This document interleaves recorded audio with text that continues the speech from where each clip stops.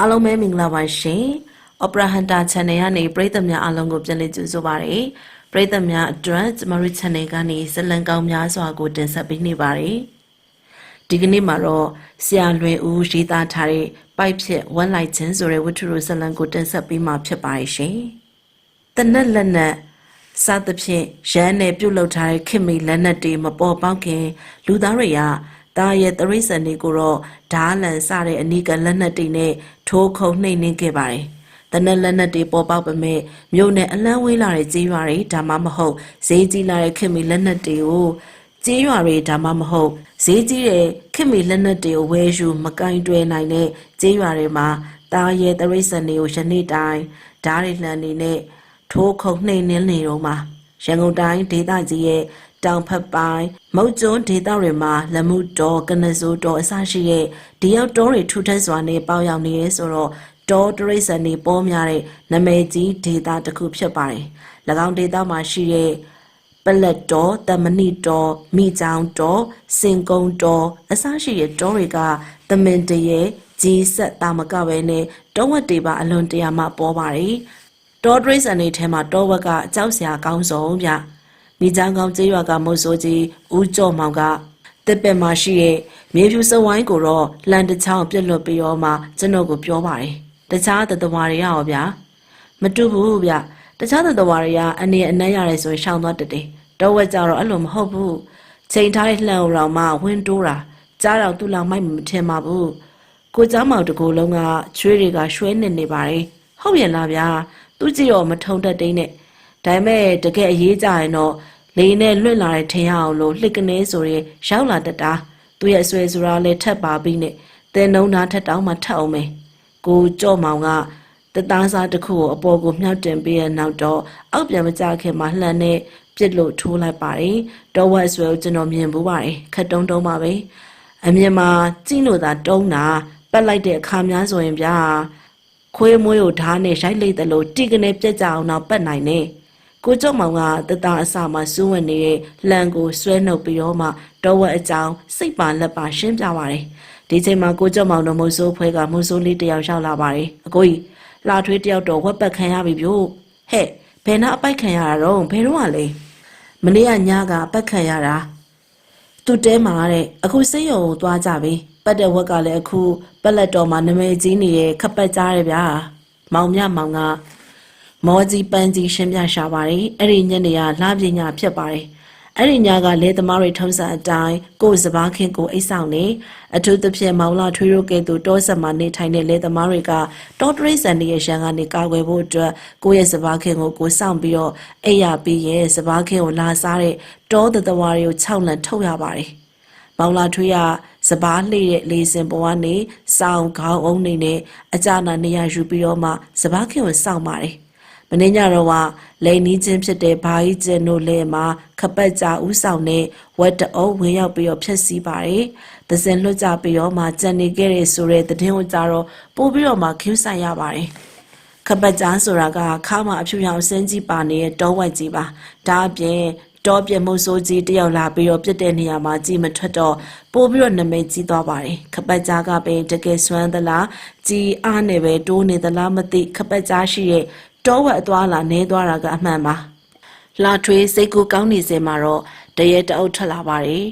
လာထွေးက6လန်းလွတ်လိုက်တော့တရေအုပ်ကြီးကနောက်ပိုင်းကိုပြန်ပြီးတော့မှတကြိုးတွေလှစ်သွားတော့တာလာထွေး6လန်းပြီးတော့မကြပါဘူးအခြားတဲရီစီကတန်ဖိုးရိုက်တဲ့အတန်းနေတော6တဲ့အတန်းနေတခင်းနဲ့ပေါ်ပါတယ်မိပုံးနေရမိရီယာတဟုံဟုံတောက်လောင်တဲ့အတန်းနေနဲ့ဝါစစ်ကွဲတဲ့အတန်းနေရတခင်းနဲ့ပေါ်လာပြန်နေမကြခင်မှာတော့တစ်ကိုင်းတစ်ခက်လေးတွေအပေါ်မှာနေရင်နှင်းဆက်ကလေးတွေကတဖြောက်ဖြောက်ကျတဲ့အတန်းကလွဲပြီးတော့မှ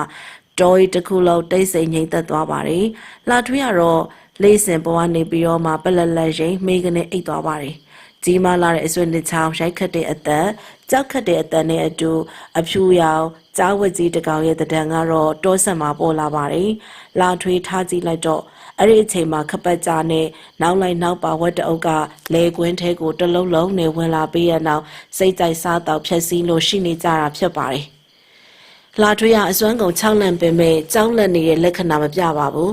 အိန္ဒြေယစားတောက်နေပါတယ်ဒါကြောင့်မို့လေးကွာမှာဂိုလီတက်ပြီးတော့မှတအားဆွဲလို့ပြစ်လိုက်ပါတယ်လေထဲမှာဖြတ်တန်းသွားတဲ့အတန်နဲ့အတူဝက်ငယ်တကောင်ခေါင်းကိုသွားပြီးတော့မှန်တဲ့အတန်ကြားပါတယ်ကြီးကနေဆိုရဲဆူးရှာတဲ့အော်တန်နဲ့အတူဝက်အုပ်တအုပ်ကလည်းပဲမြေညီဥတရာကို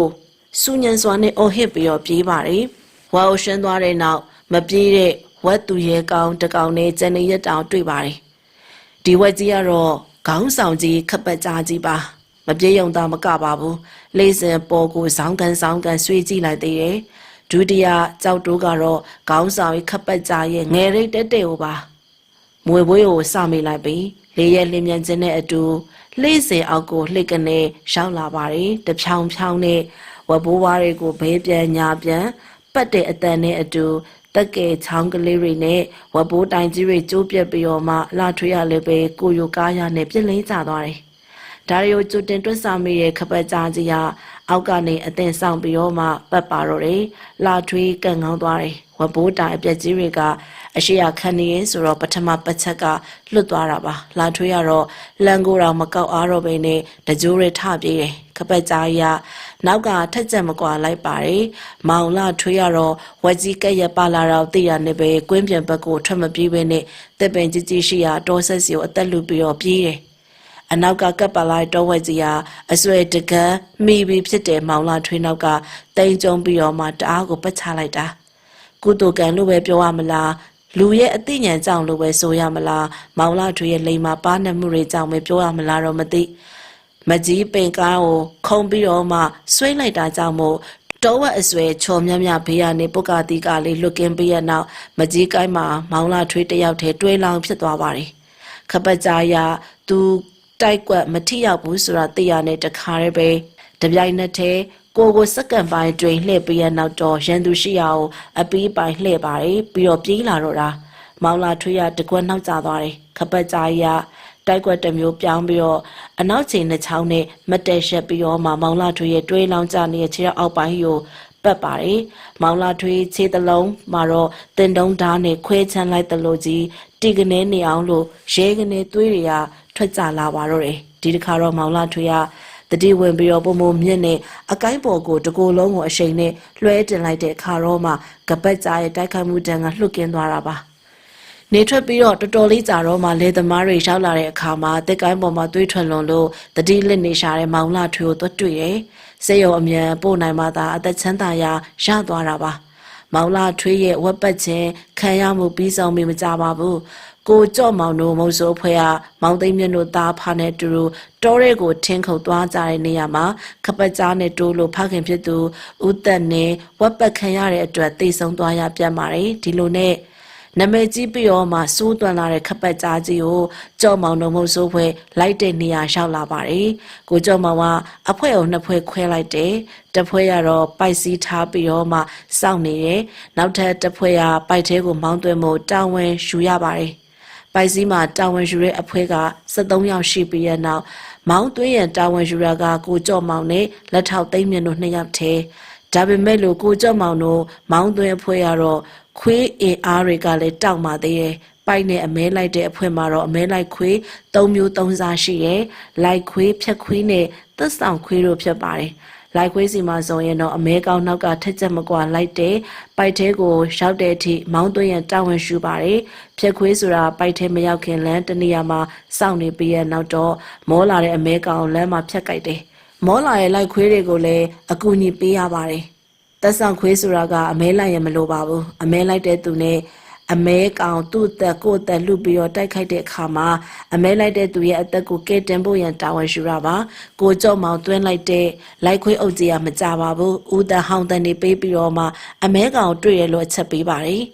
နောက်ဆက်တွဲဝက်တကောင်ရဲ့မန်ဖီတန်အဆွဲချင်းတဖြောင်းဖြောင်းရိုက်တဲ့အတန်တွေကစက်တိုက်ပေါ်လာပါတယ်ကိုကြော့မောင်နဲ့တိမ်မြင့်တို့ရဝက်အော်တန်ကြားရန်စီကိုတော့စူးချုံလေးဖြတ်ပြီးတော့အတိမ်ပြေးတက်ရင်ဗဇက်ကနေလူတန်ပေးပါတယ်လိုက်ဟေးလိုက်တက်ဆောင်ခွေးနှစ်ကောင်ကတခိရဲ့အခြေခြုံနေကြရဖြတ်ပြီးတော့မှလိုက်ရင်တဟဲဟဲမှန်သွင်းလိုက်ပါတယ် တော်ရဲကိုရောက်တာနဲ့တခါတည်းပဲကိုကြော့မောင်ထင်ထားတဲ့အတိုင်းခပတ်ကြားကိုတွေ့ပါတယ်ခပတ်ကြားကြီးကထွက်မပြေးပဲနဲ့ခွေးအုပ်ကိုလှည့်ပြီးတော့မှရန်ဆောင်လို့နေပါတယ်ခွေးအုပ်ကြီးကခပတ်ကြားဝိုင်းပြီးတော့မှအလင်းဆောင်နေတော့လက်ပြီးလို့အထင်နဲ့ခွေးနှစ်ကောင်ကခပတ်ကြားဘေးတစ်ဖက်တစ်ချက်စီကနေဝင်ပြီးတော့ဆွဲကိုက်ပါတယ်ဒါပေမဲ့ခပတ်ကြားကြီးကအမြဲတမ်းသတိရှိနေရဲဆိုတော့ဘယ်ရောညာရောလှည့်ပတ်ပြီးတော့ပတ်ချတော့တာခွေးတစ်ကောင်ကနိုင်ချက်ပွင့်ပြီးတော့ဥရေသေးတွေပင်ထွက်လာပါတယ်ပြီးတော့တကောင်ထဲကလေဘေးကိုရှက်ထိသွားတယ်နံပွင့်သွားတဲ့ခွေးကနေရာကမထနိုင်တော့ပါဘူးလေဘေးကိုရှက်ထိသွားတဲ့ခွေးကတော့လေဘေးမွေးတွေကိုဓာတ်နဲ့ရိတ်ချလိုက်တယ်လို့ပဲဖွေးကနေကိုပြစ်ကျသွားတာခွေးအုပ်ကြီးကအနေကိုတိသွားပြီဆိုတော့အရန်လည်းမဝင်ရဲတော့ဘဲနဲ့ဘေးကနေသာဟောင်းကြတော့တယ်ခပတ်ကြားကြီးကတလုံးလုံးနဲ့တောရဲဝင်သွားပါတယ်ကိုကျောင်းမောင်ကဒဏ်ရာရသွားတဲ့ခွေးကိုအရေးကောင်းတဲ့တစ်ပင်ရဲအောက်ကိုတွင်းပြီးတော့မှခွေးအုပ်နောက်ကထက်ချက်မကွာဆက်ပြီးတော့လိုက်ပါတယ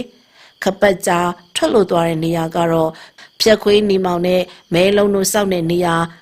ာအတန်းဘက်ကိုပါဖြက်ခွေးနှစ်ကောင်ကတော့ခွေးဟောင်တဲ့အတန်းနေနဲ့ဝက်အော်တဲ့အတန်းတွေကိုနားဆွန့်ပြီးတော့မှအစင်းသင်းစောက်နေပါတယ်၎င်းတို့စီကိုရှောက်လို့လာတဲ့ခွေးတန်တွေကိုကြားရတယ်ဆိုတော့ကိုလုံးကိုလုံနိုင်သမျှလုံအောင်ခြုံထဲမှာဝှက်ပြီးတော့အမဲကောင်တက်ခိုင်ရဲ့အစမ်းသင်းပြန်ထားပါတယ်ခပတ်ကြားကြီးကမမှန်ရှောက်နေရကနေခြုံတနေရအနားကိုရောက်တဲ့အခါမှာဖြက်လို့အပြေးကလေးအတက်မှာတော့ဖြက်ခွေးနှစ်ကောင်ကအတန်တစ်ချက်မှမပေးဘဲနဲ့ခပတ်ကြားရဲ့နှအုံနဲ့လက်ပြင်တွေကိုပြေးပြီးတော့မှအမိရခဲပါတယ်ခွေးရောဝက်ရောရိုးထွေးသွားတဲ့အချိန်မှာခပတ်ကြားရလှည့်ပြီးတော့မှပတ်ချလိုက်တော့ခွေးနှစ်ကောင်ကသွေးတန်တရေရဲနဲ့တကွဲတပြားစီဖြစ်ပြီးတော့ပါသွားပါတယ်ဒီနေရာကနေစပြီးတော့ခပတ်ကြားရပိုက်စည်းတွေရှိရာဘက်ကိုဒုံဆိုင်ပြေးရဲ့ကိုကြော့မောင်နဲ့ခွေးအုပ်ကြီးကလည်းအနောက်ကညာတန်ပေးပြီးတော့မှဇက်တိုင်လိုက်တယ်ခပတ်ကြားရခြေသွားလက်ရောက်လေးအတိုင်းဆက်ပြီးတော့မှပြေးလာခဲ့ပြီးရနောက်တစ်ခတ်တွေနဲ့ပုံဖြတ်ထားတဲ့ပိုက်ကိုတက်တဲ့ကြီးဝင်တိုးပါတယ်ဒီနေရာမှာပိုက်ဆန်ထားပုံကိုရှင်းပြဖို့လိုပါလိမ့်မယ်ဝက်လိုက်တဲ့ပိုက်ဆိုတာကငါးဖက်နဲ့ပိုက်လို့အလျားလိုက်ချထားတဲ့ပိုက်မဟုတ်ပါဘူးစလင်ဒါဒူးလုံးရှည်တဲ့ရက်လုတ်ထားပြီးတော့မှအဝါကိုတော့သားကောင်လာရဘက်ကိုလှဲလို့တိတ်ခတ်တွေနဲ့ပုံဖြတ်ပြီးတော့မှထောင်ထားပါတယ်ပိုက်နှခမ်းမှာတော့သားကောင်တိုးတာနဲ့အလိုလျောက်ကြီးရှုံပြီးတော့ပိတ်နိုင်တဲ့ရှုံကြိုးတွေတက်ထားပါတယ်ပိုက်ကွက်မှာဆိုရင်တော့ဝက်လက်ဝင်သွားတဲ့တမိုက်ခန့်တာဖြစ်မှာပါဒီလိုနဲ့ထောင်ထားတဲ့ပိုက်တွေကတလုံးနဲ့မဟုတ်ပါဘူးခပတ်ကြားမျက်နှာမူထားတဲ့ဘက်မှာပိုက်73လုံးကိုကန့်လန့်ဖြတ်ပြီးတော့မှတန်းစီထောင်ထားပါတယ်တလုံးစီကိုတော့ခြေသွားလက်ရောက်ကလေးတွေဖောက်ပြီးပိုက်ရဲ့အနားမှာလန်သမားတယောက်စီရှိရဲ့သတ်မှတ်ထားတဲ့ပိုက်စီးဘက်ကိုတားကောင်ထွက်ခဲ့တဲ့အခါမှာတလုံးမမိတလုံးမိစေဖို့ဆိုပြီးတော့စီစဉ်ထားပါတယ်ခပတ်ကြားတွမိရနဲ့မြေကြီးမှာငုတ်ရိုက်ချီလို့ထားတဲ့ရှုံကြိုးကလေးတွေကရုတ်တရက်တင်းပြီးတော့မှပိုက်ပေါက်ပြီးတော့ပိတ်လို့သွားပါတယ်ခပတ်ကြားလေးကလည်းပြေးလို့လာတဲ့အရှိန်ကိုရုတ်တရက်အဖြတ်ခံလိုက်ရတာနဲ့ပိုက်နဲ့လုံးထွေးပြီးတော့နေတော့တာလန်ကိုင်ညံထုံးကလည်းအသင်းဆောင်နေရကခပတ်ကြားလဲအကြပြေးပြီးတော့ထိုးတယ်ဒါပေမဲ့တားကောင်ကလှုပ်ရှားရုန်းကန်နေရသလိုထိုးရတာကလည်းကြောက်ကြောက်နဲ့ထိုးရတယ်ဆိုတော့ချက်ကောင်မထိဘူးနောက်ပြီးတော့ခြေထောက်ကိုထိုးမိတယ်ခပတ်ကြားရမိမိရရဒဏ်ရာမရဘဲနဲ့ဒေါတောင်စွပေးနေတယ်လို့ဖြစ်တယ်ဆိုတော့ရုတ်တရက်လေးပတ်ရှက်လိုက်ပြီးရဲ့နောက်တော့သူ့ကိုနှောင်ဖွဲ့နေတဲ့ငါးမူးလုံးရှိတဲ့ပိုက်ကွန်ကြီးကိုတော့ချီမြင်ကလေးတွေပတ်မှာအပိုင်းပိုင်းပြတ်သွားအောင်လို့ပတ်ချပလိုက်ပါတယ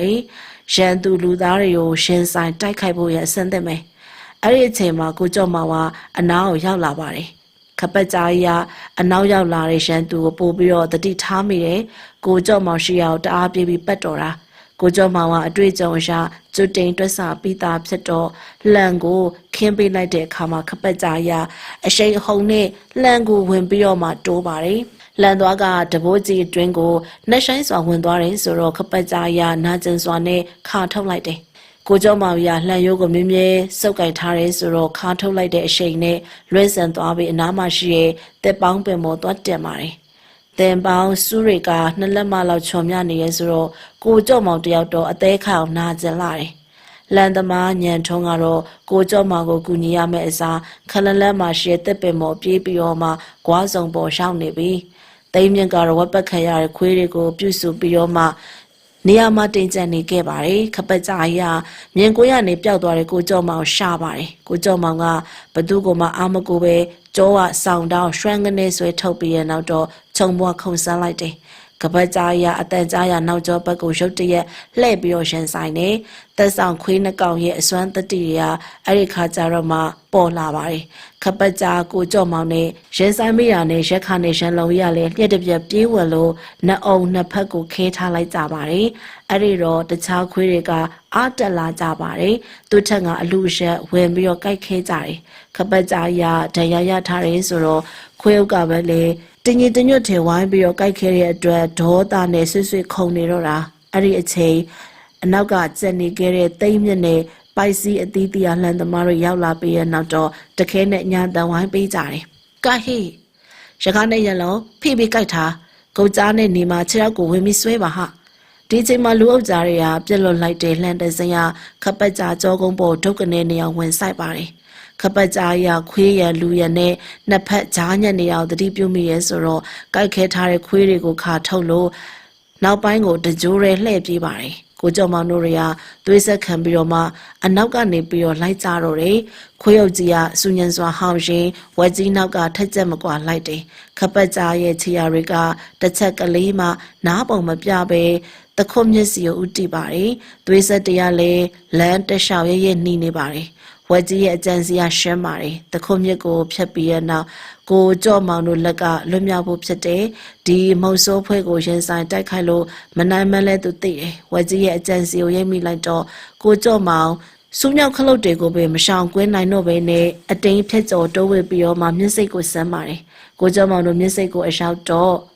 ့ခပတ်ကြားရမျက်ထဲဝေါကနေနေအောင်ထိုးဆန်းသွားတာကိုကြော့မောင်ကမျက်စိမှာအရန်သင့်တွေ့ရတဲ့ချင်းခုတ်လေးတစ်စင်းကိုကြိုးဖြေပြီးတော့မှခပတ်ကြားအရင်ရှောင်းနေအောင်လို့အားသွန်ပြီးတော့မှလှော်ခတ်ပါတယ်ရခါနေရှန်လုံးဝတခက်အနာကနေကပ်ပြီးတော့မှပါလာကြတာပါကိုကျော်မောင်ကဟိုဘက်ကန်ကိုရောက်တာနဲ့လှေပေါ်ကနေလွှားကနေနေအောင်ခုံစမ်းနေခပတ်ကြားလာမဲ့ကမ်းပါကမှအစင်းသင်းဆောင်နေတခို့မြစ်ကန်ကလဒါပြင်ကြီးဆိုတော့ရွှွတ်နွန်နေရလဲဒူးစိရအောင်ကြုံလို့နေပါတယ်ခွေးနှကောင်ကလည်းနော်နဲ့ရက်ကန်ဖြက်လို့ကြံ့နေခဲ့တယ်ဒီချိန်မှာတော့ခပတ်ကြားရောက်လာပါတယ်ခပတ်ကြားကြီးကဘယ်မှမကွေ့မကောက်ပဲနေကိုကျော်မောင်စီကိုပဲဥတီပြီးတော့တက်တဲ့ဆိုးသလိုလာတာပါအဆွဲနှစ်ချောင်းကိုတဖြောင်းဖြောင်းရိုက်ခတ်ပြီးတော့မှမှန်သွင်းလို့စိန်ခေါ်လိုက်တယ်ဒဏ်ရာရထားတဲ့ဝက်နာသည်ပြေးမလွတ်တဲ့အနေအထားအညိုးနဲ့တိုက်ခိုက်တော့မဲဆိုတာသိချပါတယ်ခပတ်ကြားကြီးကရွှွန်နွန်ထဲမှာပဲတပွန်းပွန်းရုံရင်ကိုကျော်မောင်ကိုဘဲပြန်ညာပြန်ပတ်ချလိုက်တယ်ကိုကျော်မောင်တယောက်ကဝက်ကြီးနွန်ကြုံပြီးတော့လှုပ်ရှားမှုနှိကွေးသွားတာအခွင့်ကောင်းရှုပြီးတော့မှဝက်ကြီးရဲ့ဘဲဘက်ကိုဖက်ကနေကပ်ပြီးတော့မှနေရာယူတယ်ဝက်ကြီးရဲ့တိုက်ခတ်မှုတွေကအချီးနှီးဖြစ်သွားပြီးတော့ရွှွန်နွန်တွေကိုပတ်မိတော့တာဝက်ကြီးကသူ့ရဲ့တိုက်ကွက်တွေမထီရောက်တာကိုသိလိုက်တော့ကိုကျော်မောင်ရှိရဘဲဘက်ကိုလှည့်ပြီးတော့မှလှုပ်ရှားလိုက်ပါတယ်ဒါပေမဲ့များစွာနောက်ကျသွားပါပြီကိုကျော်မောင်ကြီးကလက်ဝဲလက်ပြင်မှာလက်ရလက်ပြင်ကိုရှောက်အောင်လို့လန်ရိုးကိုစုံကန်ပြီးထုတ်သွင်းလိုက်တယ်ညာဘက်လက်ကြီးကကြောကနေပြီးတော့မှစောင်းသားကိုထုတ်ပြီးရနောက်အချက်ချာကြတဲ့နေရာပေါ်ကိုလက်စည်းလက်တလို့ဓာတ်ချက်တွေအစမပြတ်ကြားရောက်သွားပါတယ်ဝက်ကြီးရဲ့ကြောက်လန့်တကြားနောက်ဆုံးអော်လိုက်တဲ့အတန်ကြီးကတတော်လုံးဖုံးလွှမ်းသွားပါတယ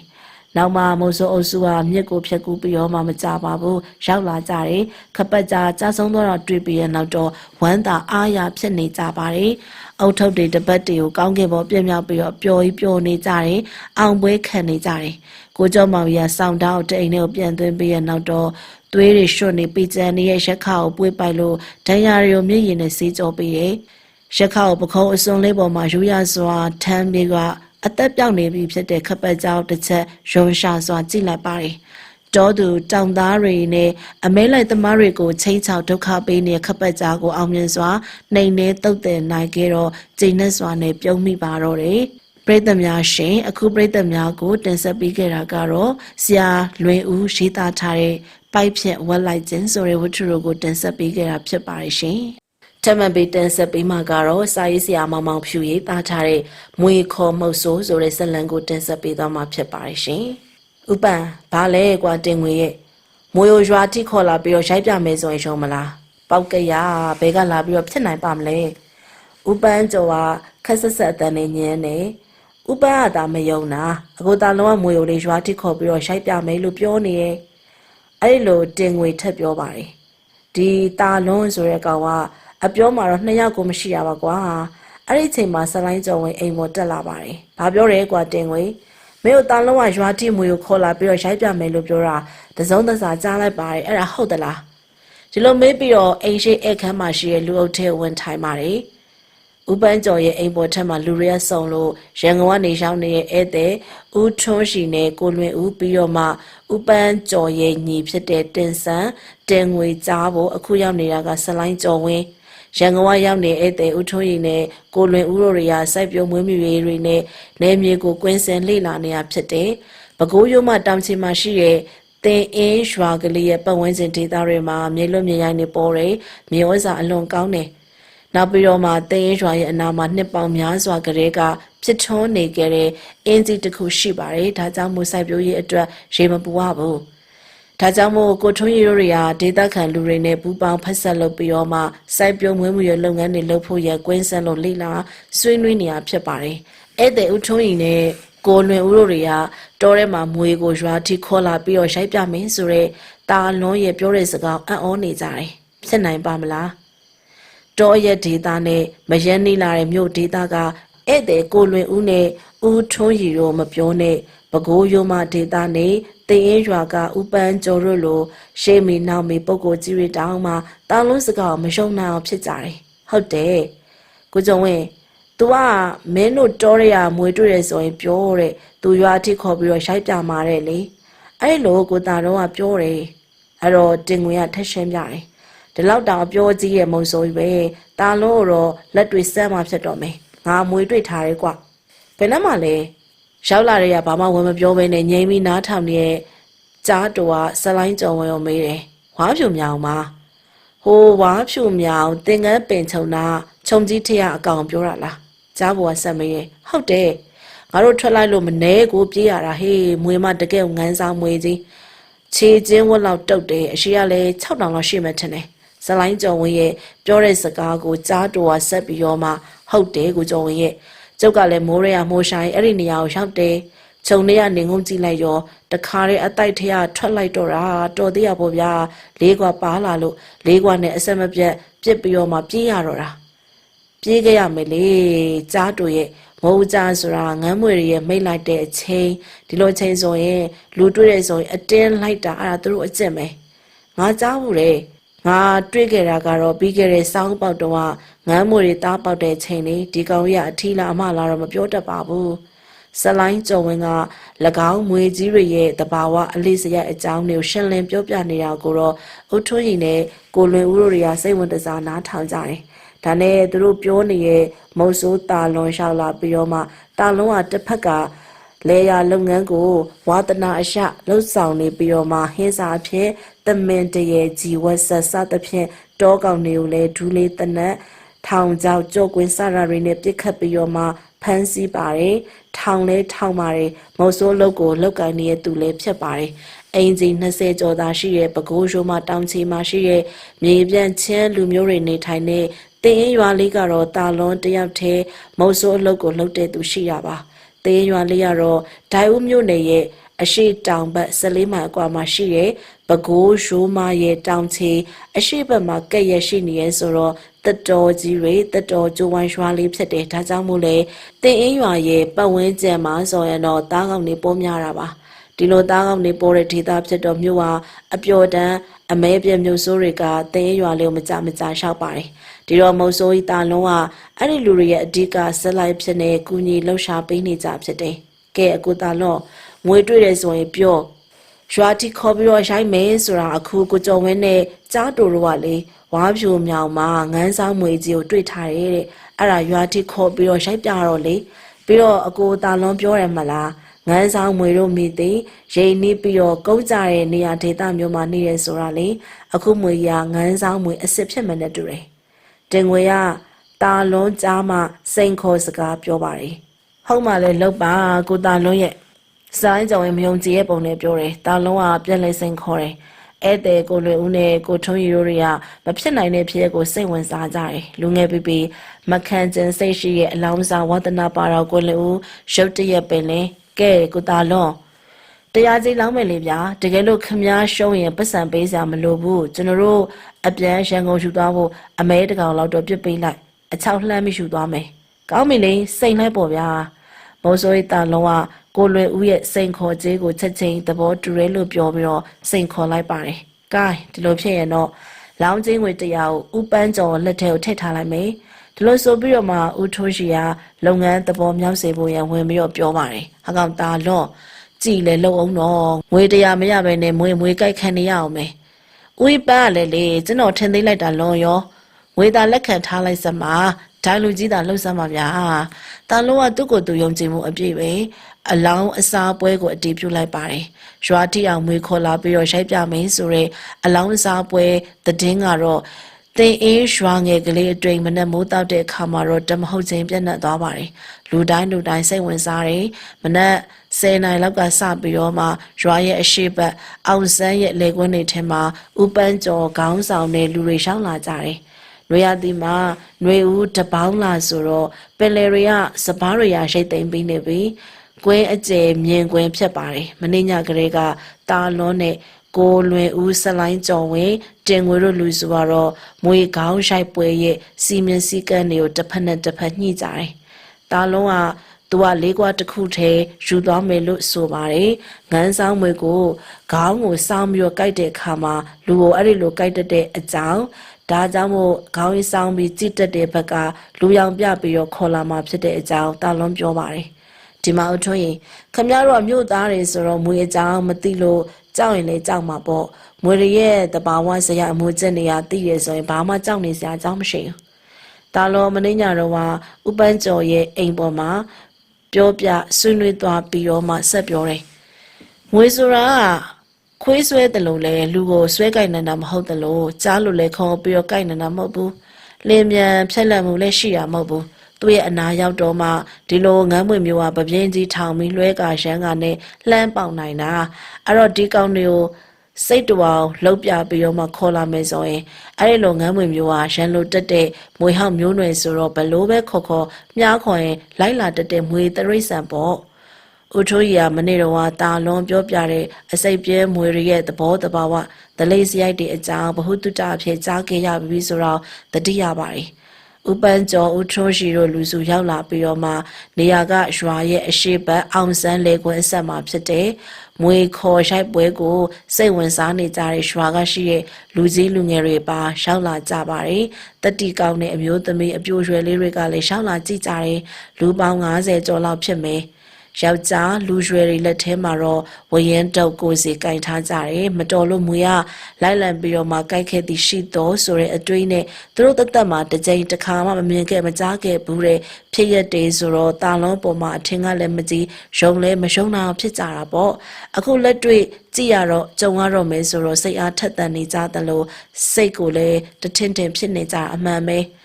ရရကောင်းမဲ့တဘိုးကြီးအရွယ်ဝရင်တုံနှစ်ချောင်းလောက်ကတော့အစင်သက်လောက်ထားပေးပါမွေဒီကွင်းနဲ့ဒီခေါ်လာပြီးတော့အများရှိမှဒုံနဲ့ရှိုက်ပြပါမယ်အဲ့ဒီလိုမနက်ကတာလုံးခက်ကြွမှားသွားပါတယ်ဒါကြောင့်မို့ဥပန်းကျော်ကဝရင်တုံနှစ်ချောင်းအသင်ရှူလာပါတယ်ယနေ့မနက်9နာရီလောက်တာလုံးကိုလွင်ဦးကိုထွန်းရှိတို့တဲခိုးတဲ့ဥပန်းကျော်အိမ်ကိုရှောက်လာပါတယ်အခုမွေကိုသွားပြီးခေါ်မဲ့မွန်းတဲလောက်အလျှောက်မွေခေါ်လာမယ်စောင့်ကြိုပြီးတော့ကြည့်ကြပါအဲ့ဒီလိုမှားကြသွားပါတယ်ဒါပြန်တာလုံးဝသူ့ကိုယ်သူယုံကြည်မှုအပြည့်နဲ့မှားကြသွားတယ်ကိုယ်ပန်အဲ့ဒီငွေ100ထဲကစံနေစီငရုတ်စက်တော်တွေကိုအသက်လေးဝယ်ထားပါငွေသားဟင်းနဲ့ပျော်ဝဲစားလုပ်ကြတာပေါ့အရက်3လုံးလဲကျွန်တော်အိမ်ကိုသွားပြီးတော့ရှူထားပိုးတဲ့ငွေသားတွေကိုအချောက်လှမ်းထားပြီးတော့ကိုလွင်ဦးတို့ပြန်ကြပေးလိုက်မယ်ဗျာအောင်စန်းနဲ့ဖိုးခွေရအစင်သက်ခေါ်ထားပြီးတော့မှအစင်သက်လောက်ခိုင်းတာငွေသားဖြတ်ပြီးတော့ချက်ပြုတ်ဖို့လေတာစန်းနဲ့ဖိုးခွေရတော့တာလွန်အမဲကောင်ရအတိုင်းဖြတ်ပိန်းနေကြပါကိုလွယ်ဦးကသူတို့အလောင်းအစားအတွက်စိတ်မောနေတယ်လို့စိတ်တထင်ထင်ဖြစ်ပါတယ်ဘိုးကောင်းကင်ကနေကိုမောကြည့်လိုက်လက်ကနိုင်လေးကိုကြည့်လိုက်နဲ့နေမွန်းတဲလောက်တော့အစိပ်ပြဲမွေစိုးတွေကိုပမာမခန့်လို့မွေကြိုက်ခနေရပြီလားမသိကဲဥပန်းကျော်ဝါဖြူမြောင်ရွာနဲ့ဘယ်နှမိုင်လောက်ဝေးလဲဝါဖြူမြောင်ကရောဘလောက်ထိလောက်သွားရလဲကျိုးတွင်ကျိုးဝိုင်းထင်းမှာပဲဒီကနေဆို3မိုင်လောက်တော့ဝေးမှာပေါ့ဥပန်းကျော်ကကိုလွင်ဦးမေကိုဖြေတယ်ကိုလွင်ဦးကရွာကလူတွေပြောပြတဲ့ထွန်းဘော်ရိုးထိတ်ကိုတော့လှမ်းမြော်ကြည့်ပြီးရနောက်သားလုံးကထွန်းဘော်ရိုးစိတ်ကဒီဘက်အောင်စန်းလွယ်ကန်တဲ့ကိုငွေတွေကိုခေါ်ပြီးတော့အများရှိမှရိုက်ပြပါမယ်လို့လေလုံးထွားသွားတယ်မှတ်လား ရွာရဲ့အရှိတ်ဘက်မှာရွာဦးကျောင်းရှိပါတယ်ရွာရဲ့အရှိတ်ဘက်မှာနတ်ဆန်ရှိတယ်နတ်ဆန်ရဲ့မြောက်ဘက်မှာအောင်စန်းလေကွက်၎င်းရဲ့အရှိတ်ဘက်မှာတော့ထွန်းပေါ်ရှိပါတယ်ထွန်းပေါ်ရှိရာပေ90လောက်ကျပြီးတော့ထွန်းမော်ယိုကပေ90လောက်ကျပါတယ်ထွန်းမော်ယိုကြော်ပြီးတော့မှဟိုဘက်ကွင်းဆက်တစ်လျှောက်ကိုတော့ကိုလွင်ဦးတို့လူစုကိုလှမ်းပြီးတော့မြင်နေရပါတယ်ဒါကြောင့်မို့ကိုလွင်ဦးတို့လူအုပ်ကြီးရတော့ကိုထွန်းပေါ်ရဲ့ဒီမှာဘက်အောင်ဆန်းလေကွင်းနေထဲမှာနေပြီးတော့မွေခေါ်လာမဲ့တာလွန်ကိုတော့စိတ်တထင်ထင်စောင့်မျှော်နေကြပါတယ်တာလွန်ရဲ့မွေခေါ်ရိုက်ပွဲကိုကြည့်ပြီးတော့မှစုပြုံလာနေကြလူကြီးလူငယ်မင်းပြိုကလေးတွေက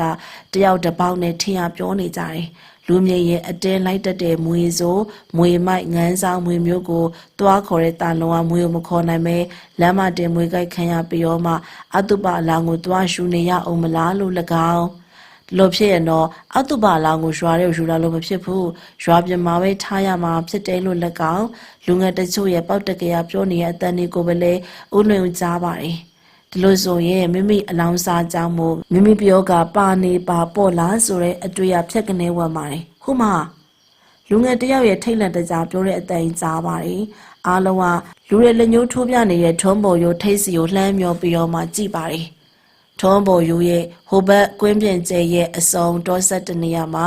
အနီရောင်အင်ကြီးဝတ်ထားတဲ့လူတယောက်ရဲ့လှလှရှာရှာပြေးလွှားလာနေအောင်ကိုလွင်ဦးရလွန်အုပ်လှမ်းမြင်ပါတယ်မနက်စီယာတာလုံးကတော့အနီရောင်အင်ကြီးဝတ်ထားတာကိုပန်းကျော်ကိုလွင်ဦးတို့တတိထားမိတယ်တာလုံးကရုတ်တရက်ရှက်လိုက်ပြီးနောက်ကိုလှည့်ပါတယ်လက်ထရလေးကွာနဲ့လှမ်းပြက်လိုက်ရှုံးမယ်အဲ့ဒီနောက်ခတ်တွတ်လေးပြေးလာတယ်သူရဲ့အနောက်မလက်မကန်းစီကလူတရက်နေပါပပြင်းကြီးထောင်ပြီးတော့မှအနက်ရောင်မွေးတကောင်တလွားလွားပြေးလိုက်လာတာကိုထုံးယူတို့အုပ်စုတဝါဝါလှမ်းမြော်ကြည့်ကြတယ်ဟောဟိုမှာမွေးတော့လိုက်လာပြီဟိလူငယ်တွေနဲ့ကလေးအုပ်စုဟာတယောက်တစ်ပေါက်အော်ပြေးကြတယ်တချို့ကလေးတွေဆိုတာကတုံလို့ကြောက်ရွံ့နေတဲ့ပုံပဲအဲ့ဒီတော့တာလွန်လွေးပြောက်ွယ်ပြီးတော့မှထုံးပေါ်ယူထဲကိုတော့ပြေးလို့ဆင်းလာပုံရတယ်ဒါပေမဲ့မကြလိုက်ဘူးဘွားကနေဆိုသလိုထုံးပေါ်ရိုးရဲ့ဒီဘက်ထိပ်ကနေပေါ်လာပြီးတော့တာလွန်ရုတ်တရက်နောက်ကြောင်ပြန်ကြည့်ရင်လက်ထက်ကနေလေးကွာနဲ့ထုံးပေါ်ရိုးကြော်ပြီးတော့မှတအားလှမ်းပြလိုက်တာကိုစလိုင်းကြော်ဝင်တင်ငွေကြားဖို့ကိုလွယ်ဦးတို့အုပ်စုကလှမ်းတွေ့ရပါတယ်အဲ့ဒီနောက်တာလွန်ကတော့ဦးပန်းကျော်တို့အုပ်စုစီကိုပြေးတယ်ကိုကြီးပန်းဝရုံတုတ်တွေပါလာတယ်မလားပေးအမောတကောနဲ့ပြေးလာပြီးတော့ဒုတ်တေတောင်းပါတယ်တာလုံးလက်ထဲကိုသူပြောထားတဲ့ဝရင်တုတ်နှစ်ချောင်းကိုကြားတော်ယူပြီးတော့မှပြေးလွှားသွားပါတယ်ဒုံနှစ်ချောင်းကိုင်ပြီးတော့မှတာလုံးကထုံးပေါ်ရုပ်ဘက်ကိုပြန်ပြေးတယ်ပြီးတော့တွန့်ကနေဆက်သွားပါတယ်မြေကြီးတွေကလည်းရုပ်ကြီးရက်ပြီးတော့မှအကဲခတ်နေကြတယ်တာလုံးကတော့မထီလေးစားတဲ့ပုံနဲ့9ပေလောက်အထိကတ်သွားပြီးရနောက်တော့ဒုတ်တိုင်းကစားပြတယ်ကိုလွယ်ဦးတို့လူစုဟာအသေးတရားရာရင်ထိတ်ဆိုးယုံကြောက်စရာကောင်းနေပါတယ်။မွေကြီးကဒေါသဖြစ်နေပုံမောနေပုံရတယ်။ဒါကြောင့်မလို့အလွန်ဒေါသဖြစ်နေတဲ့ပုံစံနေဒေါမှန်အပြိနဲ့ရှောကနေဆိုသလိုလှင်မြလာတဲ့ရှေဟုံနဲ့တာလွန်လှမ်းပေါက်ပါတယ်။လွဲချော်သွားယုံမကတာလွန်ကြော်ပြီးတော့မှအရှိ့ရှောကနေလွန်သွားပါတယ်တာလွန်ကလည်းသူ့ရဲ့နောင်မွေးကြီးရုပ်ချီရှောကနေနဲ့ရောက်လာတာနဲ့လှမ်းပြီးတော့မှစုပ်ကဘုံကနေရှောင်ပေးလိုက်ပါတယ်တစ်ချိန်တည်းမှာပဲလက်ကထုံးနဲ့ဗပြင်းခွက်ကြီးနဲ့မွေကောင်းကိုဖြက်ကနေရှိုက်ပါတယ်တပတ်မွေရဲ့အမီးနဲ့လှမ်းပြီးရိုက်လိုက်တာကိုလေတာလွန်ကဖက်ကနေနေအောင်ရှောင်နေတာလွန်ရှိရနေပြီးတော့မွေကြီးကြော်လွန်သွားတာကိုလမ်းပြီးတွေးလိုက်ရတော့ကိုလွင်ဦးကမနှင်းညတော့ကတာလွန်ပြောသွားတဲ့စကားတွေကိုဖြက်ကနေပြန်တတိရတယ်။မွေဆိုတာကခြေရောက်ရှိရမဟုတ်ဘူး။ဒီတော့တော်လာလှုပ်ရှားမှုအပိုင်းမှာထိန်းချုပ်နိုင်စွမ်းရှိရမဟုတ်ဘူး။အဲ့တော့သူပေါက်မဲ့တိုက်မဲ့ရန်သူတွေကိုသူမှန်းထားတဲ့နေရာကိုတိကျအောင်လို့ကင်ပေါက်နိုင်စွမ်းမရှိဘူး။လွဲချော်သွားတတ်တဲ့သဘောရှိတယ်။ဒီသဘောသိထားတဲ့ဆိုရင်မွေကိုဘာမှကြောက်နေစရာမလိုဘူး။အဲ့ဒါကြောင့်မွေတွေကလူကိုထိထိမိမိထိတွေ့တော့မှပေါက်နိုင်ကြိုက်နိုင်နေဆိုတာကိုသဘောပေါက်ထားဖို့လိုတယ်။ဒါကြောင့်မို့ထမရဲ့မွေကြီးနဲ့တာလွန်တို့ရဲ့တိုက်ပွဲကြီးဟာမွေကြီးရဲ့6လန့်ချင်းကြိုက်ချင်းတွေကဟန်ချက်တွေလွဲပြီးတော့မှသွားပါတယ်မထိရောက်ပါဘူးကိုလွယ်ဦးတို့ကလှမ်းပြီးတော့မြင်တွေ့နေရတယ်အဲ့တော့တာလွန်ကလူအုပ်ဘက်ကိုပေ20လောက်ထိစုပ်ပြေးပါတယ်လမ်းကြည့်လိုက်တော့လူအုပ်တွေကကြောက်လန့်တကြားနဲ့ရုပ်သေးဖြစ်နေကြတယ်လူအုပ်နဲ့ပေ60လောက်မှာတာလွန်တယောက်မတည့်ရက်လို့မွေကြီးကိုပြန်ကြည့်ပြီးတော့ရင်ဆိုင်လိုက်တယ် ငမ်းမွေကြီးကတော့ပပြင်းခွက်ကြီးကိုထောင်းပြီးတော့မှခေါင်းကိုစောင်းငယ်ကြည့်ပြီးတာလွန်အမတန်ဒေါသပုံထနေတဲ့ပုံနဲ့ဆူဆူဝါလှမ်းကြည့်ပါတယ်မွေကြီးရဲ့ပါဇက်ကရှာကြီးကလည်းတစ်လက်ထုတ်ပြနေသေးတာကိုလွယ်ဦးတို့အုပ်စုမှာတော့အသေးတရားရရှင်တထိတ်ဒီနေရာမှာတာလွန်ကတော့မွေကြီးရဲ့အရှိကိုတစ်ဖက်တိုးသွားပြီးရနောက်တော့ဒုတ်သားကိုကစားပြတယ်နောက်ပြီးတော့မှပြန်ဆုပ်တယ်မွေကြီးစိတ်ကိုစွပေးနေရပုံပပြင်းကြီးဝမ်းပြီးတော့မှတရန်ရမ်းနေအောင်ကြည့်ပြီးတော့မှလှတယ်လို့လည်းဖြစ်နေပါတယ်အဲ့တော့မွေကြီးကဒေါသပေါက်ကွဲလာပါတယ်ရှူးကနေအော်ရင်ရုပ်ကြီးပြေးထွက်သွားတယ်တာလွန်ကတော့အားနဲ့မန်နဲ့ပေါက်ချပြစ်လိုက်ပါတယ်အားကနေဆိုတဲ့ချိန်လောင်လာတဲ့အမေရိကန်ကြီးကလိုးတေစီကနေကြောက်လန့်တကြားထွက်ပေါ်လာတာပါတွေ့မြင်လိုက်ရမြင်ကွင်းရလည်းပဲတကယ်ကိုအသေးရစရာလျက်တပြက်ဖြစ်ပျက်သွားတဲ့မြင်ကွင်းကြီးဖြစ်တဲ့ငမ်းမွေကြီးကအားနဲ့မန်နဲ့ရှော့ကနေပြေးလာပြီးတော့မှတာလွန်ကိုဒေါသတကြီးအကိုက်မှာတော့တာမန်ကခြေခောက်ပြီးတော့လဲပါတယ်အဲ့တော့ငမ်းမွေကြီးကအားနဲ့ပေါက်ချလိုက်တာပါဒါပေမဲ့လည်းတာလွန်ကလည်းပဲလဲနေရကလျက်တပြက်ဆိုသလိုလက်ထရဒုတ်ကြီးနဲ့တအားလှမ်းရိုက်ပြစ်လိုက်တော့မွေကြီးကောင်းကဖုတ်ကနေကြပါလေရောဒါပေမဲ့မွေကြီးရဲ့ကောင်းကပြုံးကနေပြန်ပြီးတော့ထောင်ထပြီးတော့ပေါက်ဖို့အားယူပါတယ်တာလွန်ကလဲကြနေရကတမဟုတ်ချင်းထပြီးတော့မှရှောင်းတိန်ရဲ့လက်ကဒုံနှစ်ချောင်းနဲ့ပဲမွေကြီးရဲ့ကောင်းကိုစက္ကနေဘဲပြန်ညာပြန်ရှိုင်းချပြီးတော့နောက်ဆုတ်လိုက်တယ်ငမ်းမွေကြီးကအမိဖျားနဲ့တပုံပုံလှမ်းရှိုက်ပါတယ်မွေရောလူရောထွေးလုံးနေပြီးတော့မှနှစ်ဦးစလုံးကမောပတ်နေရဲ့ပုံအပြင်းအထန်ကိုတိုက်ခိုက်နေကြတဲ့ပုံဒါလုံးကလည်းမွေကြီးကဥကောင်းပြန်ထောင်မှာခုံလာပြီးတော့ဘယ်လက်ကဒုံနဲ့ကာရင်ညာဘက်ကဒုတ်ကအားနဲ့ဆက်ကရိုက်ချပါတယ်လှမ်းပြီးတော့မြင်တွေ့နေရတဲ့ကိုလွယ်ဦးတို့အုပ်စုကတော့ထိန်လန်တုံလုံးနေတဲ့စိတ်တွေနဲ့ရှင်မောနေကြမှာပါတာလုံကမွေကြီးရဲ့ဥကောကိုညာဘက်လက်ကဒုံနဲ့အချက်ပေါင်း340တောင်ရိုက်ချပါတယ်အဲ့ဒီနောက်တော့မှမွေကြီးငိမ့်ကျသွားတယ်ဥပန်းကျော်ဥထွန်းရှိကိုလွယ်ဦးတို့လူစုကတော့လှမ်းပြီးတော့မြင်ပါတယ်အဲ့ဒီနောက်တော့တာလုံကသူ့ရဲ့လက်ထရဒုံနှစ်ချောင်းနဲ့ကြက်ချီခတ်ပြပြီးတော့မှဝေးရန်ပြလိုက်ပါတယ်ပွဲပြီးသွားပြီဖြစ်ကြောင်းကိုလွယ်ဦးတို့တွေနားလည်လိုက်တယ်အဲ့ဒီနောက်မှာတော့ဥပန်းကျော်ခေါင်းဆောင်လာတဲ့လူအုပ်ကြီးကမွေရိုက်ကွင်းတိုက်ပွဲတွေကိုကြည့်ပြီးတော့အပြေးလွှားသွားကြပါတယ်ဟောတောကောင်ကြီးတကောင်မှလားယောက်ျားကြီးလက်မောင်းအိုးလောက်တုတ်ခံပြီးတော့မှစေပေလောက်ရှိပါလိမ့်မယ်စင်ကြီးတိမ်နေရဲ့အနက်ရောင်ငန်းဆောင်မွေကြီးကိုတန်တော်ကြည့်ပြီးတော့လွေဦးကပြောလိုက်တာပါပြီးတော့ဆက်ပြီးတော့ချီကျူပါရဲကိုသာလောခမရဲ့အစွမ်းတတိတွေကိုပါအလွန်မှပြင်းထန်တဲ့ငန်းဆောင်မွေသေးကြီးကိုတော့ကလေးလူကြီးတွေတုံလောက်ခြောက်ချားနေတဲ့စိတ်တွေနဲ့တန်တော်ဖြစ်နေကြတယ်ကြောင်ရွံ့ကြည့်နေရင်ထင်းမြင့်ချက်အမျိုးမျိုးလေးပေးကြပါတော့တယ်ပရိသတ်များရှင်အခုပရိသတ်များတင်ဆက်ပေးခဲ့တာကတော့စာရေးဆရာမောင်မောင်ဖြူရေးသားထားတဲ့မွေခေါ်မုတ်ဆိုးဆိုတဲ့ဇာတ်လမ်းကိုတင်ဆက်ပေးခဲ့တာဖြစ်ပါတယ်ရှင်ဆက်လက်ပြီးတော့မှဆရာတောက်ထိန်ရေးသားထားတဲ့ရွှေကဲစက်တူရေးဆိုတဲ့ဝတ္ထုတို့ကိုတင်ဆက်ပေးသွားအောင်မှာဖြစ်ပါတယ်အတောင်စိမ့်နှုတ်သီးနီခြေတောက်နီနဲ့ငှက်ပုံစံအချိုးကျလှပတာကိုတွေ့ရပါတယ်လူတိုင်းသိတဲ့စက်တူရေးငှက်တွေကိုတော့တချို့က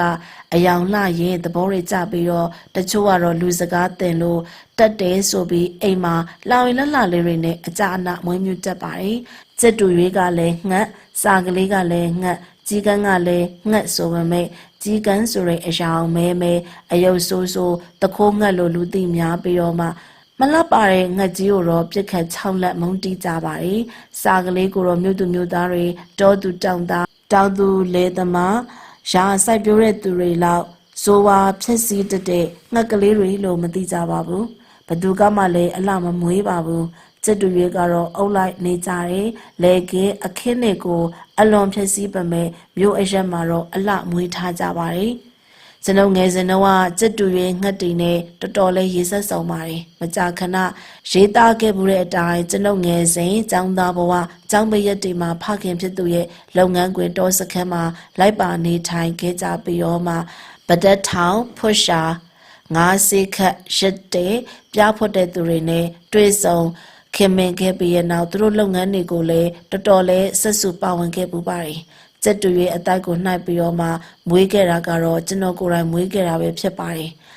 အကြောင်းအားလျော်စွာကျွန်တော်အဖေရဲ့လမ်းဖောက်ရေးလုပ်ငန်းခွင်မှာဆက်ရန်တရားကြီးတွေလည်းရှိတော့ဗိုလ်တူစာဆက်ကြီးတွေနဲ့တောင်ပြိုမြေကြီးအလုတ်ခွင်မှာရှိတဲ့တပ်ပင်ကြီးတွေကိုထိုးကော်တွန်းလိုက်ရတဲ့အခါတွေမှာအဲ့ဒီတပ်ပင်ကြီးတွေမှာစက်တူရွေးတစ်ခေါင်ကတစ်ခါတလေပါတတ်ပါတယ်စက်တူရွေးကအတိုက်နဲ့နေတဲ့ငတ်မဟုတ်ပါဘူး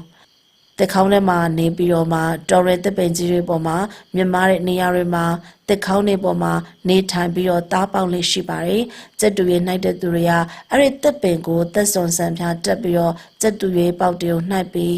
မမိထံကအကောင်းဆုံးအတောင်ဆုံးအောင်မွေးပြီးကမှအလောက်မွေးလိုတဲ့သူတွေကိုရောင်းစားတက်ကြတာပါ။ငါနိုင်တဲ့သူတွေကိုတော့ကျက်တူရဲပေါက်စားကလေးတွေရဲ့အမိအဖငှက်တရားထိုးစိတ်တယ်ဆိုတော့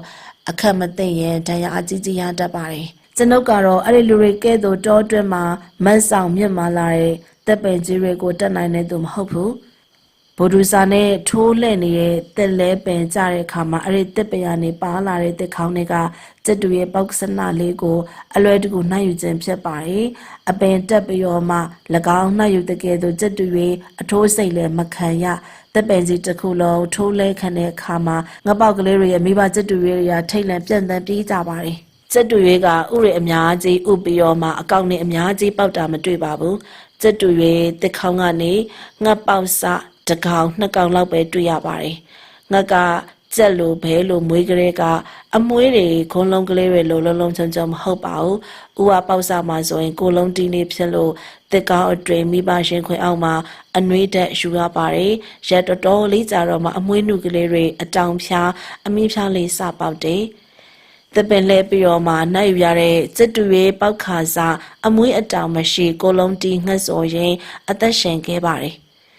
ပေါက်ခါစားအနုနုငငယ်ကလေးတွေကတက်ပင်လဲတဲ့ဒဏ်တက်ခေါင်းတွေကနှိုက်ယူခံရပြီးတော့မှလေစိမ့်ထီလို့အေးချမ်းတဲ့ဒဏ်တွေကြောင့်တက်ဆိုးမရှိကြဘူးအမွေးအတောင်တဆနှစ်ဆပေါက်လို့နေတဲ့အကောင်ကလေးတွေကနည်းနည်းခဏနိုင်ရှိပါတယ်ဂရုစိုက်ပြီးမွေးရင်တော့ရှက်နိုင်ပါတယ်နှွေးနှွေးထွေးထွေးထားရပါမယ်အစာဆိုရင်လဲထမင်းကိုထညက်ခဲလေးနဲ့ဝါပြီးကျွေးရပါတယ်ပရွက်စိတ်မတက်ကြွက်မဆွဲကြောင်မခုတ်တဲ့နေရာလေးတွေမှာဂရုတစိုက်ထားရပါတယ်တက်ခေါင်းတွေကကျက်တူတွေကအမွေးတောင်စုံလူနီးပါဖြစ်ပေမဲ့လည်းမပြန်နိုင်သေးပဲထွက်မပြေးနိုင်တဲ့ကျက်တူရဲ့ပေါက်ကလေးကိုလည်းရတတ်ပါတယ်နည်းနည်းကြီးပြီးဖြစ်တဲ့အဲ့ဒီကျက်တူတွေကတော့အကြံပဒံခံပါတယ်အမတ်တမဲ့သွားကန်လိုက်ပြီးဆိုရင်သွေးထောင်စိတ်ပါတယ်ခြေကုပ်လည်းမြဲပြီးတော့မှသူ့ရဲ့ကုတ်တွေထားမှုတွေကခြေထောက်ကိုတစ်ချောင်းချင်းဖြေယူရတဲ့အထိဆွဲယူလို့မရပါဘူးသူကိုတော့ထမင်းအစိအတိုင်းနဲ့တတိအပြော့တချို့ငါပြောသည်ခရမ်းစံသေးကျွေးပါတယ်။ရုပ်တရားဆက်တော့ရှာထွက်ပြီးတော့မှစကားမြန်မြန်တက်မဲလို့ထင်ပါတယ်။တကယ်တော့ဘာမှတော့မဆိုင်ပါဘူး။စစ်တူတွေကငရုတ်သီးဟဟပပစားတာလည်းမဟုတ်ပါဘူး။ငရုတ်သီးတစ်ထောင်လုံးကိုစိတ်ချွေပြီးတော့မှတရုတ်စိတ်ဓာတ်စိတ်နှစ်စိတ်လောက်သာလင်စားတတ်ကြပါတယ်။စားတာနည်းနည်းဖြစ်စီတာများများဖြစ်လို့စစ်တူတွေကိုလောင်ဝင်းထဲမှာမွေးပြီးအစာကျွေးရဆိုရင်တော့လောင်ဝင်းရဲ့အောက်ခြေကျမ်းပြန်မှာစိတ်ချွေချထားတဲ့အစာအကျွင်းကြံနေနဲ့ညစ်ပတ်နေတတ်ပါတယ်။ဒီနေရာမှာတော့တာလီကာနဲ့စန့်ကျင်ဘက်လို့ပြောရမလားမသိပါဘူးတာလီကာကတော့ကျွေးလိုက်တဲ့အစာကိုအာရပါရစားတယ်ဖင်ကအာရပါရရှိုးတယ်လောင်ရင်အောက်ကျမ်းပြမှာတော့တာလီကာကမစင်နေနဲ့ညက်ပတ်ပေးချမ်းနေတတ်ပါတယ်ညစ်တာချင်းအတူတူပါပဲဒီလိုညစ်ပတ်တဲ့နေရာမှာတာလီကာရဲ့လောင်ရင်ကလေးကတော့တာလီကာရဲ့မစင်နေနဲ့ညစ်ပိန်နေတဲ့အခါမှာရင်ကောင်းတဲ့အခြားပိုးကောင်မွားကောင်လေးညစ်ပြီးတော့မှတာလီကာရဲ့ကိုယ်ကတန်းနေပင်ဆွဲတတ်ပါတယ်တန်းထူလုံးမကထူရဲဆိုရင်တော့တာလီကာကသူ့ကိုယ်သူထိုးစိတ်ပြီးတော့မှအနာဝင်တည်တတ်ပါတယ်ဒါကြောင့်မို့တာလီကာလောင်ရင်ကိုတန့်ရှိရေးလှုပ်ဖို့ရန်နဲ့တာလီကာကိုဘဝတန်းနေကင်းဝေးစေဖို့15ရက်တစ်ကြိမ်တန့်ရှင်းပြီးတာလီကာရဲ့လောင်ရင်ကိုတော့ရေစီးရဲ့6နှစ်ပေးမှာချပေးထားရပါတယ်တာလီကာကဒီလိုရေချိုးရတာအလွန်ပဲနှစ်သက်ပါတယ်ရေရီငုံလိုက်အတောင်တဖြန်းဖြန်းလေးခတ်လိုက်နဲ့ရေစီးရလှောင်ရင်ကတော့အညစ်အကြေးတွေမျောပါတန့်ရှင်းသွားပါတယ်ပြီးရဲ့အခါမှာတော့လောင်အိမ်ကိုငှက်နဲ့တကွာအမြင့်တနေရာမှာချိတ်ဆွဲရေစစ်ထားရုံမှာပဲတာလီကာရေချိုးစရာမြစ်ချမရှိဘူးဆိုရင်တော့ရေစလုံးကြီးကြီးတစ်လုံးကိုတော့ဆေးရွက်ကြီးရေစိမ်ပြီးတော့မှအဲ့ဒီရေကတာလီကာကိုနှစ်ပေးရပါမယ်အဲ့တော့ဆေးရွက်ကြီးတွေကြောင့်မို့တန်းနေရသိပါတယ်ပြီးရနောက်တော့ရေသက်လောင်ချိုးရမယ်လောင်အိမ်ကိုတင့်ရနေနဲ့ပြောင်းစင်နေအောင်လဲဆေးရပါမယ် စက်တူရဲ့လောင်ရင်ကတော့ညစ်ပတ်နေရလို့ဆိုတာထပ်ပို့ပြီးတော့မှအမိုက်ရှုပ်တာကပို့ပါတယ်စက်တူရဲ့စိတ်ချွေချလိုက်တဲ့သစ်စိတ်တက်ခေါ်အစာအနာတွေနဲ့ပေးပွားနေရဆိုရင်တာလိကာကဲတော့မစင်မဟုတ်ပဲရှင်ကောင်းပိုးကောင်းတိတ်မအောင်ပါဘူးစက်တူရဲ့မစင်ကတော့ဂျိုးချီခိုးကြီးကဲ့သို့တော့မာချစ်ပြီးတော့မှညံ့မှုလည်းမရှိဒါကြောင့်မို့စက်တူရဲ့လောင်ရင်မှာဆိုရင်တော့အောက်ခြေအမိုက်တွေကိုသာရှင်းပေးဖို့လိုပြီးတာလိကာကဲ့သို့ရေးစရမလိုပါဘူးပြီးတော့စက်တူရဲ့ကတာလိကာလောက်လည်းရေးမကြိုက်ပါဘူးတခါတလေရေးစိမ်ပေးထားလို့တော့လေရေးချိုးရကြရင်တော့အေးပတ်တက်ပါတယ်ကျွန်တော်ကတော့ဗိုလ်ဒူစာဆက်မောင်းနဲ့အလုပ်သမားတွေကိုခင်မရပေါင်းပြီးတော့သူတို့တွေကတက်ပင်လဲတိုင်းကျွန်တော်ခေါ်ပါတယ်ကျွန်တော်ကစက်တူရဲ့တက်ခေါင်းရှိရဆိုရင်စက်တူရဲ့နှိုက်လို့မရအောင်ဆိုရင်တော့တော်ရဲတက်ပင်ကြီးတွေမှာအမြဲတမ်းရှိတတ်တဲ့တက်ခွာပန်းအောင်ပန်းဖုတ်တွေခွာပါတယ်စမောင်းတဲ့သူတွေအလုပ်သမားတွေကတော့စက်တူရွေတို့တက်ခွာပန်းတို့စိတ်မဝင်စားဘူးသူတို့တွေကစက်တူရွေနှိုက်ပြီးတော့မှထမင်းခွန်ကျွေးနေဖို့လည်းအချိန်မရှိဘူးကျွန်တော်ကသာအားရရထားရလှုပ်နိုင်တာပါစက်တူရွေကိုတော့လူစကားတင်ပေးရမယ်ဆိုပေမဲ့ကျွန်တော်တက်ခေါင်းနိုင်ပြီးတော့မွေးမြူခဲ့တဲ့စက်တူရွေ3-4ကောင်ကစကားမတက်သေးပါဘူးကဲဆိုရဲငှက်တန်လေးပဲအော်တက်ပါသေးတယ်နောက်မှနားလေတကြွတဲ့သူတွေကတစ်ပင်လဲကြနေရကနေပြီးတော့မှစက်တူရွေနားပင်သွားတယ်စကားတင်လို့မရတော့ဘူးဆိုပါတယ်တစ်ပင်ုံမလဲပဲနဲ့တက်ခေါင်းထဲကနေတက်ပြီးတော့မှနှိုက်ယူတဲ့ငှက်တရားစကားတင်လို့ရှာပါတယ်ဒီမှာလည်းပဲနှိုက်ယူရရှိတဲ့ငှက်ရဲ့အကောင်အကြီးအသေးအနှုတ်ရှင်းကကွာပါသေးတယ်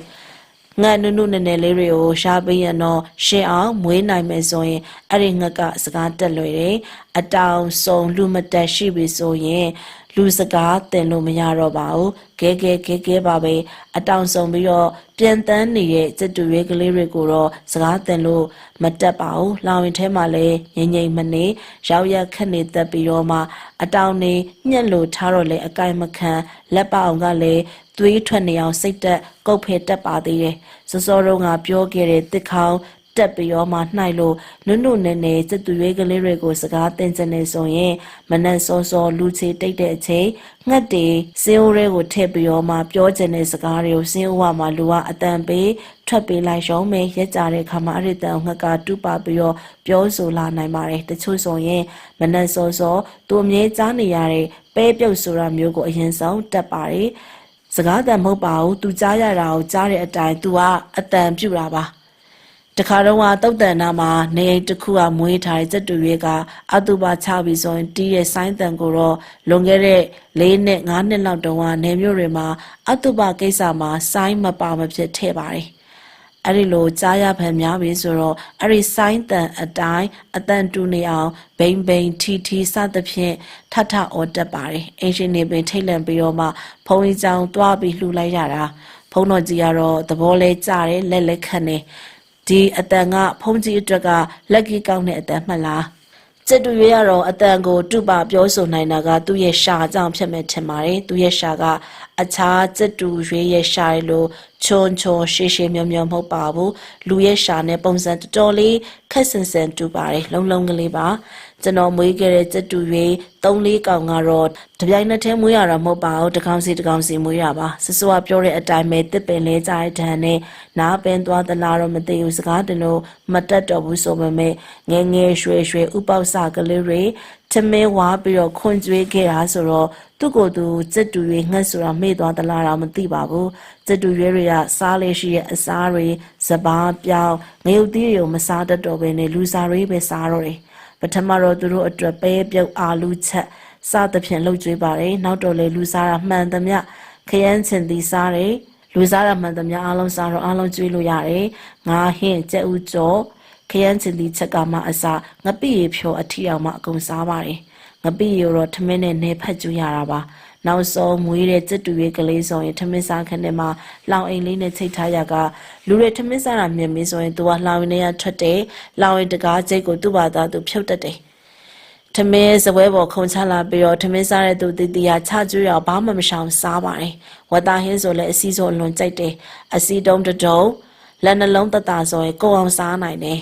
အလွန်လဲကြိုက်ပါတယ်ကော်ဖီတောက်တယ် cheese တင်ခဲအလွန်ကြိုက်တယ် cheese ကိုဆိုရင်တော့မကုန်မချင်းစားပါတယ်အနေအဖြစ်မှာစိုးလို့သာဖဲထားရတာပါ ဝတ်သားတို့ချစ်တို့စားပြီးရင်လောင်ရင်းနဲ့ပြန်ထည့်ထားပါကတန်းပေါ်မှာအိမ်ငိုင်နေတာတခါတလေဆိုရင်တော့လောင်ရဲ့ကျမ်းမြေပေါ်မှာပြုတ်ကြပါတယ်လောင်ရဲ့အပြင်ကိုထွက်ကျင်နေဆိုရင်သူ့ဘာသူဖွင့်တက်ပါတယ်ဖွင့်မရအောင်တော့ပိတ်ထားရင်တော့ဖွင့်ပေးဖို့တကြောကြောတကယ်ကဲအော့ပါတယ်တပ်ပင်နေအများကြီးလဲကြနေတဲ့အထဲမှာတော့စစ်တူရဲ့အကောင့်ပေါက်တွေအများကြီးရခဲ့ဘူးပဲမဲ့တော်တော်များများကလက်ထဲရောက်ရင်သိလို့သေးတရက်နှစ်ရက်ခံပြီးတော့သိလို့သေးကြောင်ဆွဲပြီးတော့တချို့ကြွချီရာတွေလည်းရှိပါတယ်သက်ဆိုးမရှိကြပါဘူးမမရရချက်တူရဲ့လေးကောင်သားအမွှေးဆောင်တဲ့အထိကြီးပြင်းခဲ့ပါတယ်တကောင်စီမှာဆွဆွကပုံစံအမျိုးမျိုးနဲ့တည်သွားကြတယ်ဖခင်ကဘာမှမပြောပါမဲ့အမေလှုပ်တဲ့သူက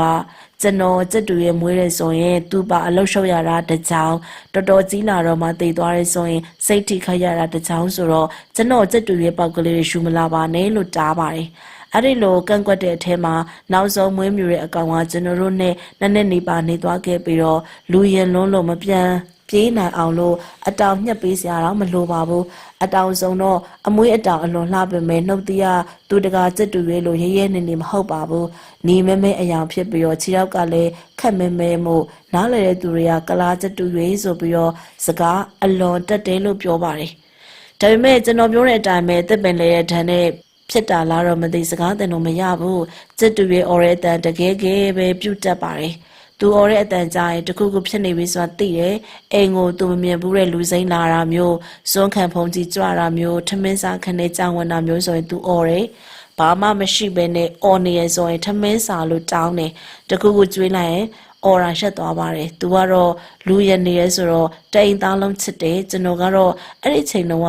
စေရမှာတင်ရတဲ့ Treasure Island ဆောက်ထဲကပင်လယ်ဓမြကြီးလောင်ကျွန်းစီးလက်ဘာကိုအားကြလွန်လို့ကျွန်တော်ရဲ့စစ်တူရဲ့အားကျဲကိုတော့ပခုံးတစ်ဖက်ပေါ်မှာတင်လို့ရှောက်သွားရတာအရသာတစ်မျိုးပါဒီလိုမျိုးအသွားကောင်းခဲ့လို့တရက်မှာတော့သူနဲ့တူဖေးစီယုံကိုလိုက်ခဲ့ပါတယ်စစ်တူရဲ့တစ်ပင်တွန်းလဲပေးခဲ့တဲ့ဗိုလ်တူစာဆက်မောင်းတဲ့သူတွေကစက်ပြန်လုံးရုံကိုရှောက်ပါတယ်စက်သမားတွေကသူတို့ရဲ့စက်ရန်နေရတွေကိုပြင်ဆင်နေကြပြီးတော့ကျွန်တော်ရောက်တော့တယောက်ကကျွန်တော်ရဲ့ပခုံးပေါ်ကအားကျဲကိုကန်ကြည့်ပြီးတော့လှမ်းယူပါတယ်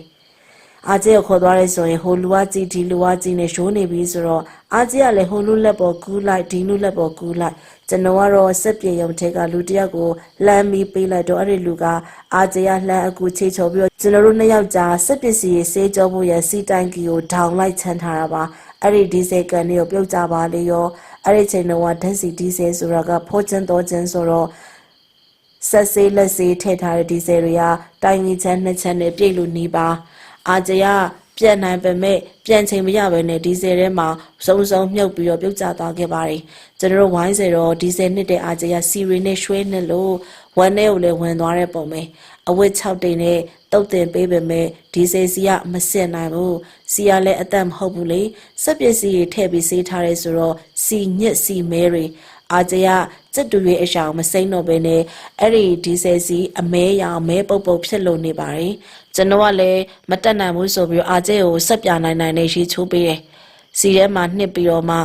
ရေတွေရွှဲနေအောင်အလောင်းခံရဆက်ပြတဲ့အတိုက်ခံရအားကျရတဆက်ဆက်တုံနေရှာတာအော်တနာမထွက်တော့ဘူးရေတွေကိုတုပ်ပေးပူနွေးနေအောင်မေးဖို့မှာကင်စသဖြင့်ပြုစုပေးပေမဲ့အားကျဲနဲ့လည်းမထူတော့ပါဘူးလင်းကားရဲ့အကြမှာအိမ်သားတွေမနဲ့အိယာထားတော့သူ့ရဲ့လှောင်ရင်လေးထဲမှာအသက်ပြောင်းနေတာတွေ့ပါတယ်အိမ်သူအိမ်သားအားလုံးစိတ်တက်တွေကြပြီးတော့အဲ့ဒီနေ့ကမှစလို့စက်တူရွေးမမွေးဖို့အမေအရင်တော့တဖွားဖွားပြောခဲ့ပေမဲ့ကျွန်တော်ယူသွားရဲဆိုရင်မကန့်ကွက်ပါဘူး